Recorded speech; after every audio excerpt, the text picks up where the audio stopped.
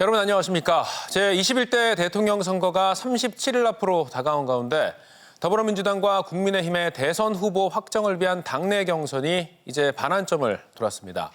민주당에선 굳히기에 들어간 이재명 전 대표가 본선을 겨냥해 매일 1개 이상의 정책 공약들을 내놓으며 중도 확장을 이어가고 있고, 국민의힘은 찬탄파 후보 2명과 반탄파 2명이 2차 경선에 올라 치열한 경쟁을 벌이고 있습니다. 이런 가운데 범보수 진영의 새로운 대선 주자로 떠오른 한덕수 대통령 권한대행의 출마 시점도 관심을 모으고 있는데요. 이번 주 이슈 토론에서 자세히 짚어보겠습니다. 먼저 함께 해주실 분들 소개해드립니다. 최창열 용인대 교수 나오셨습니다. 안녕하세요. 김철원 경일대 특임 교수 나오셨습니다. 안녕하세요. 네.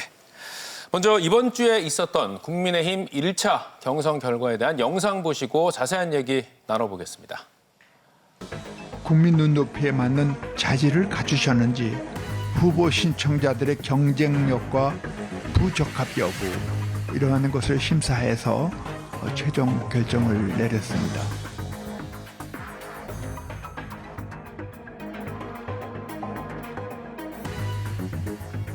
과감한 지방자치입니다. 지방분권입니다. 지방 자체가 살아갈 수 있도록 과감하게 권하는 지방의 주공, 돈도 주공.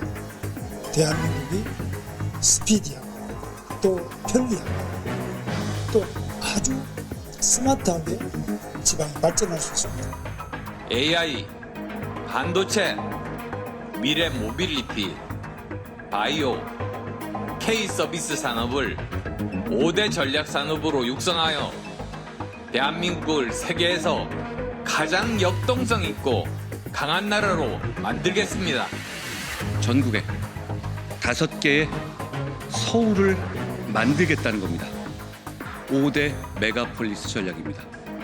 첨단 산업을 발전시켜서 일자리를 늘리고 연구 클러스터 조성을 통해서 창업 환경을 조성하고 스마트 인프라와 우수한 교육 환경을 조성해서 청년들이 살고 싶은 도시를 만들어 가겠습니다.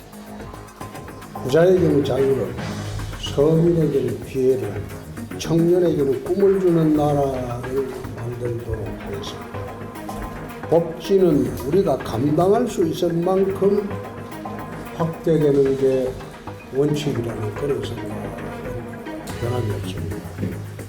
경제가 성장한 만큼 그에 비례해서 복지 수준을 늘리는 성장 비례 복지 모델을 추진하도록 하겠습니다.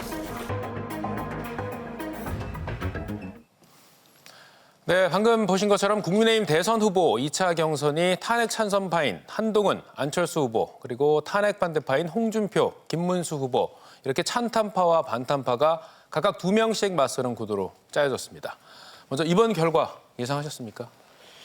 나경원 의원이 탈락할 줄은 잘 예상 못했어요. 제가 솔직히 말씀드려서. 나경원 의원이 이번 탄핵 정부에서 아주 가장 일관되고 가장 아주 그야말로 가열차게 이른바 가열차게 탄핵에 반대했던 의원이었고, 이번에 경선 출마 선언하면서도 말이죠.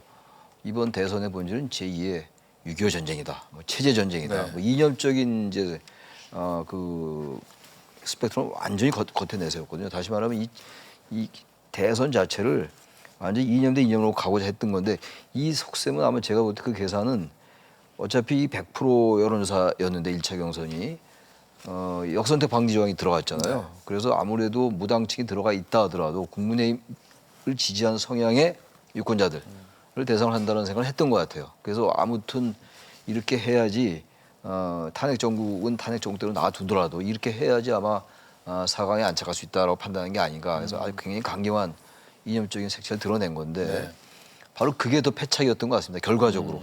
다시 말씀드리면 이 국민의힘을 지지하는 유권자분들이라 하더라도 기본적으로 전략적 선택이 있는 거거든요. 전략적으로. 근데 너무 이걸 이제 탄핵 정국에서 보여줬던 좀 극우적인 이런 발언들, 이런 것들에 이게 계속 힘을 실어주고 이렇게 같이 결합돼 왔지 않습니까? 그게 유용할 줄 알았던 것 같아요. 근데 그런 거에 비해서 안철수 의원은 아까 말씀하신 것처럼 일관되게 탄핵을 이제 찬성했던 의원이거든요. 아마 그래서 3강은 되게 예측들 하지 않았습니까? 김문수, 한동훈, 홍준표 후보 이렇게 예측을 되게 했고, 이제 나경원과 이제 그 안철수 의원 중에 누가 되느냐. 근데 제가 알기로는 나경원 의원이 된다고 얘기하는 사람도 많았던 것 같아요. 아무튼 제 예상은 틀렸습니다만 아무튼 그래서 나경원이 탈락이 됐는데 저는 이제 2강을 양강을 가리는데도 이게 지금 찬탄 판단이 딱 나눠져 있지 않습니까? 4대에서 이 최종 양강도 있다고 뭐 말씀을 하시겠습니다만 찬탄 반탄 한 명씩 들어갈 공산이 크다 그렇게 생각합니다만 한동훈하고 안철수 그리고 이제 이 김문수하고 이제 홍준표가 나눠져 있는 상황이기 때문에 그래서 아무튼 나경원 의원의 탈락은 향후 점점 이 중도층까지는 아니라 하더라도 국민의힘을 지지하는 강성 당원들의 생각이 좀 바뀔 수 있다. 전략적인 측면에서 그걸 예고하는 것이 아닌가라고 생각을 합니다. 예. 김 교수님은 이 나경원 의원의 탈락 예상하시죠? 일단 원래 뭐 3강은 다 알고 있었던 부분이고요. 그래도 나경원 후보가 다소 우세할 것이라는 전망이 많았거든요. 왜냐하면 아직까지 뭐 어제 그 국민의힘 윤희숙 여의도 원권장이 어쨌든 이제 계엄과 탄핵에 대해서 반성하고 성찰해야 된다는 그런 메시지가 나오고 있긴 하지만 그래도 국민의힘의 대다수 의견은 그래도 아직은 탄핵에 반대하는 여론이 강하거든요. 근데 그 나경원 후보가 결국은 이번에 대선 후보 경선에 출마하게 된 배경을 따져보면 원래는 윤심이 윤 대통령의 마음이 김문수 후보에게 있었거든요. 그렇기 때문에 김문수 후보가 탄핵 반대 후보 중에서는 굉장히 절대적으로 우위를 점하고 있었는데 막상 윤석열 대통령이 파면당하고 근데 보면 나경원 후보라든가 윤상현 의원은 관저로 찾아와서 윤석열 대통령과 독대도 하고 또 나중에 사저로 갔을 때는 보면 그 윤상현 의원도 그 사저까지도 왔었는데 김문수 후보 같은 경우에는 윤석열 대통령과 일정한 거리두기를 시작했거든요. 그러다 보니까 나경원 후보가 결국은 나름대로 그러한 김문수 후보에 대한 견제라고나 할까? 그런 어떤 윤석열 대통령의 의중을 갖고 저는 출마한 게 아닌가 보이는데 마지막에 저는 이렇게 이 나경원 후보가 안철수 후보한테 밀린 건 막판에 후보자 토론에서 조금 명암이 갈렸다고 보거든요. 왜냐하면 그때 그 김문수 후보로부터 나경원 후보로 가던 표가 홍준표 후보에게 다시 흡수가 됐다고 보이는 게요.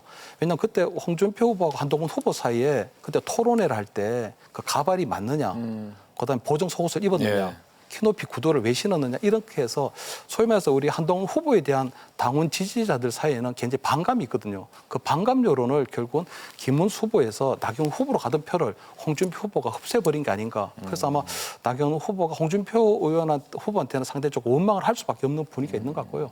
안철수 후보 같은 경우에는 막판에 좀 스퍼트를 낸 게 안철수 후보가 보면은 이 여러 명의 후보들 중에 유일하게 윤석열 대통령과 정치적 관계를 이제는 단절해야 된다. 나름대로 윤석열 대통령과의 관계를 정리해야 된다는 그런 메시지를 내면서 굉장히 탄핵 찬성 후보들 중에서는 정치적으로 선명성을 메시지를 내기 시작했거든요. 그러다 보니까 원래는 탄핵 찬성 쪽에서 지지자들은 한동훈 후보 쪽으로 좀 몰려가야 되는데 그 표를 상당 부분 안철수 후보가 흡수한 게 아닌가. 그래서 막판에 후보자 토론회에서 약간은 표에 약간 미세했던 차이가 엇갈리면서 아마 안철수 후보가 4강에 올라가는 그런 뭐 의외의 성과를 거둔 게 아닌가 이렇게 보입니다. 예. 하여튼 이번 결과 때문에 이제 탄핵 나경원 의원이 이제 통과를 했다라고 하면은 이제 탄핵 반대 측이 이제 3명, 탄핵 찬성이 1명 이런 구도가 됐는데 이번에 이제 나경원 의원이 탈락하면서 2대2 구도가 됐거든요. 이게 이제 2차 경선 구도에 좀 어떤 변수가 될까요? 일단 이제 3대1이 됐으면 이미 지나간 얘기입니다만 저는 한동훈 후보가 더 유리했을 것 같아요. 확실하게 자기의 설명성을 보여줄 수가 있으니까 안철수 의원이 탈락한 상태라는 말이죠. 근데 2대2가 됐어요. 2대2가 된 상황에서 제가 잠깐 말씀드린 것처럼 점점 아마 탄핵 찬성파가 좀 유리할 것 같아요. 제가 볼 때는 한 명씩 들어갈 것 같긴 한데 만약에 이제 찬탄 반탄 중에서 한쪽이 들어간다면 이제 한동훈 후보하고 안철수 후보 두 분이 올라가는 그런 하나의 그 컨비네이션이 있을 수가 있는 것이고 반대로 홍준표하고 김문수 후보가 올라가는 경우가 있을 텐데 국민의힘이 아무리 탄핵 찬성하는 당원들이 많다 하더라도 특히 이제 이번은 이제 당원 50%가 들어가지 않습니까? 비중이 1차하고 다른 건데 그렇다 하더라도 탄핵을 완전히 반대했던 후보 둘에게 몰아갈 것 같지는 않아요. 나름대로 선거기 때문에 나름대로 선거이고 국민의힘이 어쨌든 선거를 치러하는 정당이기 때문에 전 점점 탄핵 찬성하는 후보가 했던 후보가 좀 유리할 것 같아요. 저 구도상. 그렇긴 한데 어쨌든 근데 홍준표 후보의 그동안 쭉 어쨌든 그 이른바 구여권, 구보수로부터 받았던 지지가 있는 거라서 홍준표 후보는 들어갈 수 있을 것 같고 김문수 후보는 점점 특히 이제 24일 날 토론회 때 보니까 과거의 김문수 후보 뭐 그때 과거의 김문수 후보를 얘기하면 민중당도 하고 그랬으니까 전혀 지금의 스펙트럼하고 전혀 다르긴 합니다만 그런 거에 비해서 어제 질문 내용도 그렇고 너무 과도하게 윤 대통령을 감싸는 모습이 여전했어요. 네. 그런 게 오히려 좀 불리하게 작용하지 않을까 생각이 들어서 결국은 그 탄핵 찬성파 중에서 반대파 중에서는 홍준표 후보가 좀 유리할 것 같고 안철수 한동훈 후보는 다 아까운 후보들인데 다 나름대로 이번 탄핵 정부에서 시대 정신을 얘기한 후보들이에요. 탄핵은 당연히 돼야 된다고 얘기했고 윤 전 대통령과도 거리를 둬야 된다. 뭐 한동훈 후보가 약간의 그 뉘앙스 수위 조절을 했습니다만 기본적으로 윤 대통령과 거리를 두자는 거였기 네. 때문에 두 후보는 정말 다 들어와도 아깝지 않은 후보들인데 어차피 2강으로 치러지는 거니까 네. 그 두 분 중에서 한 명을 이제 봐야 될 것 같아요. 근데 그 누가 될 거냐 그건 저 조금 이따 말씀드릴게요. 예. 교수님. 일단 뭐 그 탄핵 반대 탄핵 찬성 이제 두 명의 후보지가 들어왔는데 이번 2차 경선 같은 경우는 당심이 이제 50% 반영이 되거든요. 네. 그렇기 때문에 아무래도 국민의힘이 전반적으로 계엄에 대해서 또는 탄핵에 대해서 사과하자는 그런 분위기가 만들어지고 있고 1차 경선 때 보면은 한동훈 후보도 약간의 상승적인 건 분명하거든요. 네. 특히 안철수 후보까지 들어간 걸 보면 네. 탄핵에 대해서 약간의 찬성하려는 또는 탄핵에 대해서 반성하는 그런 흐름들이 있긴 하지만 대체적인 여론이 아직까지는 탄핵에 반대하는 그런 기조가 아주 견고하기 때문에 네.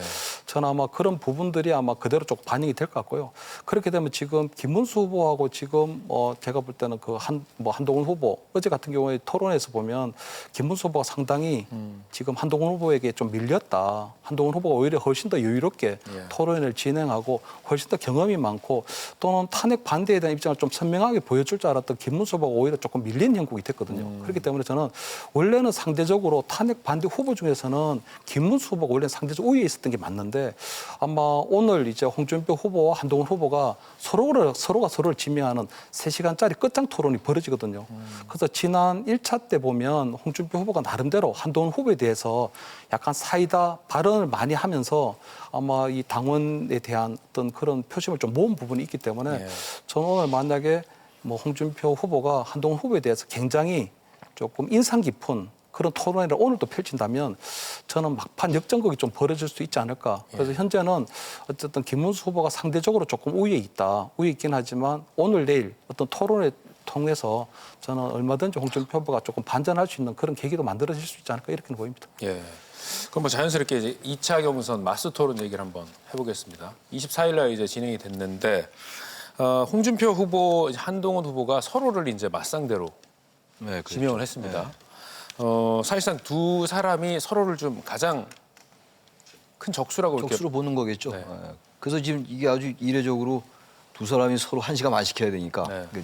3시간을 하는 이런 상황인데 그래서 한동훈 후보와 이제 홍준표 후보는 완전히 갈리는 상황이니까 찬탄 반탄으로 갈렸고 또 윤석열 전 대통령에 대한 태도, 그 애티튜드도 홍준표 후보하고 완전히 달라요 지금.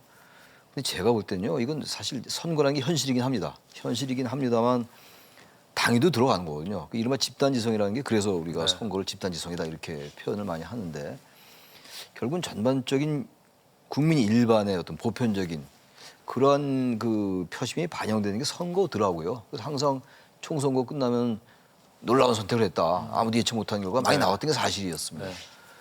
그래서 저는 그래서 지금 아무리 봐도 국민의힘은 김문수, 홍준표 후보의 그 주장들, 저의 개인 생각입니다만 전 참 동의하기가 어려워요. 계엄에 대해서도 뭐 옹호까지는 아니지만 사실상 옹호로 비칠 수 있는 그런 발언을 많이 해왔고 그 애매한 태도를 비쳤어요. 특히 김문수 후보 같은 경우는 계엄은 뭐 잘된 건 아니겠으나 뭐 계엄을 한 말이 좀 이게 이중적인 이런 발언을 많이 내놨거든요. 그러니까 애매했던 그러니까 대단히 그 현재 처해 있는 그 입장이 애매한 게 그대로 드러나는 거죠. 어쨌든 그 국민의힘을 지지하는 강성 당원들을 의식하는 그런 발언들이라고 저는 봅니다.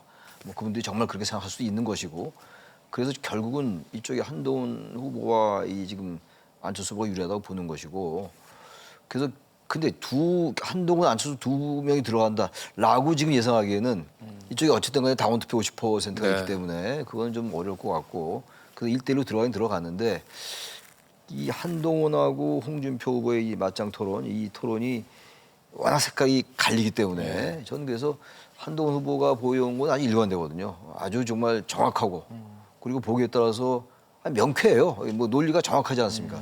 그러면서부터 저는 한동훈 후보가 더 유리하지 않느냐 그렇게 보는 겁니다. 예. 교수님 어떻게 보십니까? 그래서 지금 저는 뭐 지금 오늘 보면 이제 홍준표 후보하고 한동훈 후보 이제 서로가 서로를 이제 맞짱 토론하게 되는데 지난 1차전 때 보면 한동훈 후보가 홍준표 후보한테 좀 많이 밀렸다는 평가가 있었거든요. 아까 말씀드린 것처럼 어쨌든 홍준표 후보가 어쨌든 굉장히 조금 인신 공격성의 어떤 질문을 하면서 오히려 그런 것들이 어떤 국민의힘의 강성 지지층들의 어떤 뭐 박수를 받아냈다는 그런 평가가 많았거든요. 그래서 오늘 저는 한동훈 후보가 홍준표 시장을 후보를 상대 맞짱 후보를 결정한 거는 저는 나름대로 어떤 서력적 의미도 있다고 보이거든요. 지난번에 어쨌든 그런 여러 가지 것들이 좀 당한 부분이 있는데 한동훈 후보는 보면 당 대표 시절 때부터 어떤 이슈라든가 어떤 현안에 대해서 절대로 밀리지 않는 그런 굉장히 좀 대받아치는 그런 게 있었기 때문에 아마 한동훈 후보가 결국은 이 홍준표 후보를 상대로 아마 그런 약간의 서력적인 의미가 좀 있는 것 같고요. 두 번째로 보면 결국은 두 사람의 관계가 보면 어차피 탄핵 찬성하는 쪽에서는 한동훈, 탄핵 반대하는 쪽에서는 어차피 홍준표 후보가 서로가 어떤 라이벌 구도를 만들어 가게 되면 마치 우리 70년대 때 남진 나오나 어떤 라이벌 구도에서 서로가 어떤 상승 효과가 나듯이 아마 오늘 같은 경우에도 아마 한동훈 후보하고 홍준표 후보 간에 어떤 치열한 어떤 여러 가지 어떤 치고받는 그런 과정을 통해서 저는 서로가 서로를 아마 서로 견인해내는 그런 뭐 시너지 효과를 낼 수도 있지 않을까 이렇게는 보입니다. 예. 그 24일 진행된 그 김문수 후보하고 한동훈 후보 그 토론에 보면 이제 김문수 후보가 이른바 배신자 프레임. 윤 전 대통령이죠. 윤 전 대통령이 뭐 눈에 넣어도 아프지 않을 후보를 아꼈는데 그런 대통령을 이제 탄핵을 시키고 그렇게 이제 배신자 프레임이 나오던데 앞으로 이 경선 과정에서도 계속 이제 탄핵을 반대했던 김문수 후보나 홍준표 후보 쪽에서 이렇게 좀 그런 배신자 프레임으로 좀 더 강하게 드라이브를 걸 걸로 보십니다. 그렇게 할 것 같아요. 이게 왜냐하면 일단 당내 경선이기 때문에 본선에 가면 뭐 태도를 바꿀 수 있다 하더라도 당내 경선에서 아무튼 당원 투표가 50%나 차지하고 있기 때문에 한동훈 대표가 전 대표가 당신 저기 윤석열 전 대통령을 방어하지 못했다. 이런 식으로 갈 공산이 커요. 24일 날 그 김문수 후보가 한동훈 후보를 공격하는 게 거의 배신자 프레임이었어요. 어떻게 그 윤 전 대통령을 탄핵할 수 있느냐. 이런 식의 그 공격 포인트였거든요. 근데 거기에 대해서는 저는 사실 한동훈 후보에게는 그게 좋은 공격 포인트일 수 있어요. 왜냐하면 너무나 명쾌하게 받아들일 수 있어요. 탄핵은 분명히 헌재에서 탄핵을 시킨 것이고 그리고 헌법과 법률 위반됐든 불법 계엄인데다가 탄핵은 당연히 헌법과 법률 위반됐고 그 행위의 정도가 대단히 중대하다. 국민의 심을 배반할 정도. 이게 다 헌재에서 나온 판결문입니다. 근데 거기에 대해서 거기에 그 탄핵에 찬성했다고 해서 사람의 할 도리가 아니다라는 취지의 이런 공격. 김문수 후보가 공격할 게 저거밖에 안 되나. 저 논리밖에 없는가라는 전 대단히 안타깝더라고요. 김문수 후보가 과거 옛날 얘기입니다만 민중당도 했고 본인의 말처럼 약자 편에 쓰기도 했고 말이죠. 노동자의 편이고 노조 출신이기도 하고 그렇지 않습니까? 그러면 뭐 자기 신의 정치적 생각을 따로 있다 하더라도 생각이 있다 하더라도 적어도 이런 국면에서는 그게 보수화 진보의 문제가 아니라고 항상 생각하는 거였거든요. 그런 면에서 볼 때 오히려 잠깐 배신자 프레임을 쓰고 이러는 거 홍준표 후보가 이건 전 한동훈 후보를 자꾸 도와주는 거라고 생각해요. 당원 투표이기 때문에 강성 지지자들 그리고 탄핵에 반대하는 여전히 그 비중이 높다라고 본다 하더라도 좀 국민의힘의 당원들께서도 생각이 좀 바뀌어 나갈 수 있다고 생각합니다.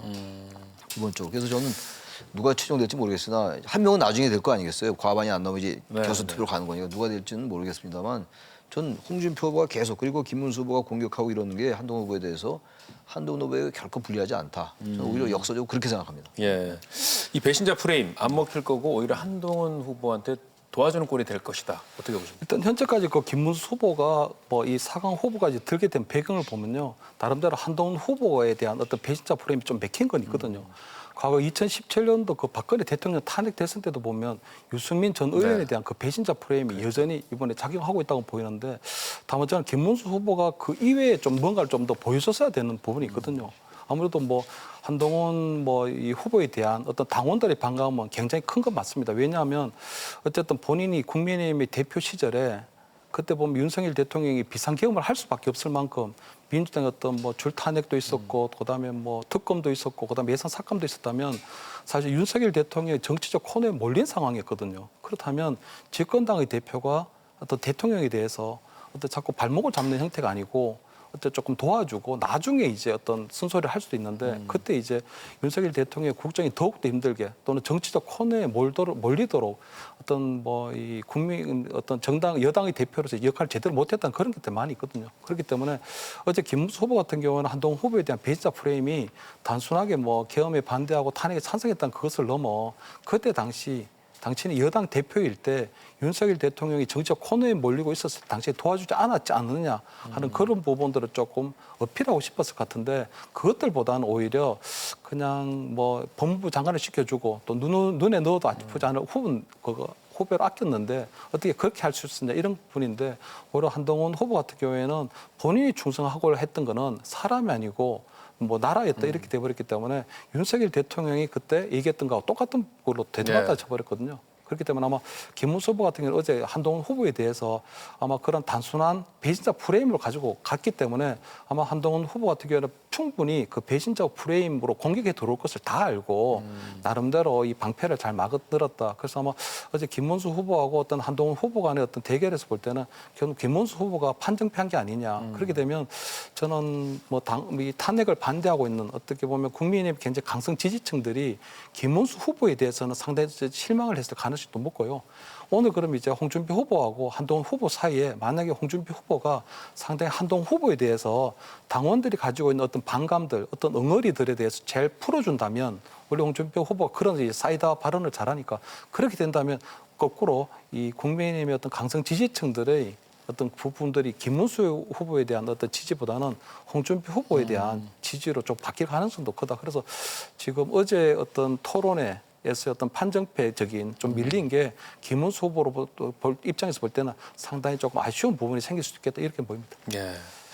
이제 그 마스 토론을 거쳐서 29일 이제 최종 결선을 2명을 이제 발표를 하게 되는데 일단 단도직입적으로 어떤 후보가 올라갈 걸로 보십니까? 저는 한동훈, 홍준표 두 후보가 올라갈 것 같아요. 네. 결국은 한 명씩 탄핵 찬성 반대 한 명씩 올라갈 가능성이 크다라고 일단 봅니다.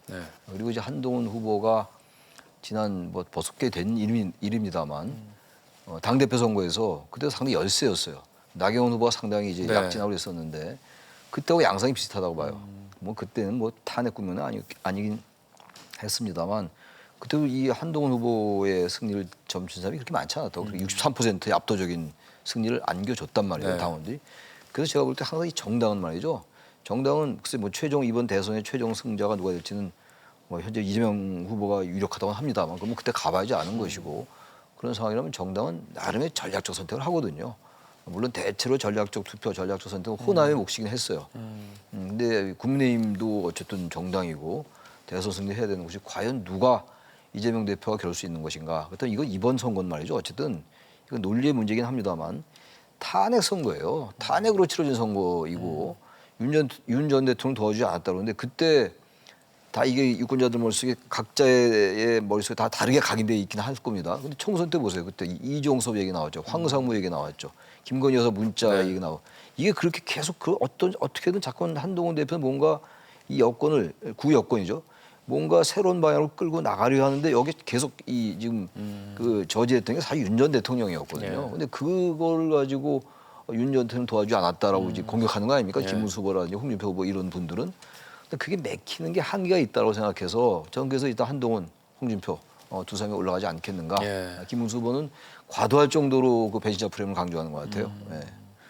자, 한동훈, 홍준표 이렇게 예상을 해주셨는데 김 교수님 어떻게 보십니까? 일단 최근에 보면 탄핵 찬성하는 후보에 대한 상승세가 좀 좋은 편이거든요. 그렇기 때문에 저는 한동훈 후보하고 안철수 후보 두 분 중에 아마 한 분이 올라갈 것 같은데 아무래도 한동훈 후보 같은 경우에는 이제 이 국민의힘의 당대표도 지냈고 지난 전당대회 때 보면 거의 한 63% 정도 득표를 했기 때문에 당원들이 한동훈 후보에 대한 나름대로 기대가 좀 있거든요. 그리고 최근에 보면 뭐 대선을 이번에 치르는 데 있어서 탄핵 반대하는 또는 탄핵에 대해서 반성하고 성찰하지 않는 상황에서 나가면 안 된다는 부분이 있기 때문에 저는 한동훈 후보는 나름대로 이익권은 지금 확보해 있다고 보고요. 단지 1위 부분인데 저는 김문수 후보가 지금 다소 이제 저는 우위에 있다고 보이거든요. 홍준표 후보보다는.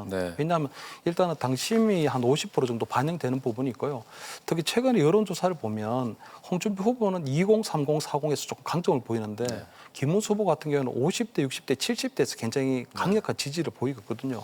거기에다가 이제 TK하고 PK, 특히 영남권 정치권에서 김문수 후보에 대한 지지가 상당히 조금 압도적으로 나오고 있기 때문에 저는 네. 당장은 어떻게 보면 김문수 후보가 다소 우위에 있다. 단지 어제 오늘 지금 어떤 후보자 간의 토론회가 벌어지고 있는데 김문수 후보가 한동훈 후보에게 좀 밀리는 모습이 보였고 오늘 만약에 홍준표 후보가 한동훈 후보에 대해서 상당히 조금 끝장 토론에서 좀 우세를 보인다면 그 지지층에 대한 내용이 좀 바뀔 수 있다고 보이거든요. 그래서 현재는 저는 김문수 후보하고 한동훈 후보가 최종 결선에 올라갈 가능성이 높지만 예. 여전히 홍준표 후보가 대반전을 일으킬 수 있는 가능성도 조금 남아있다. 이렇게 보입니다. 예.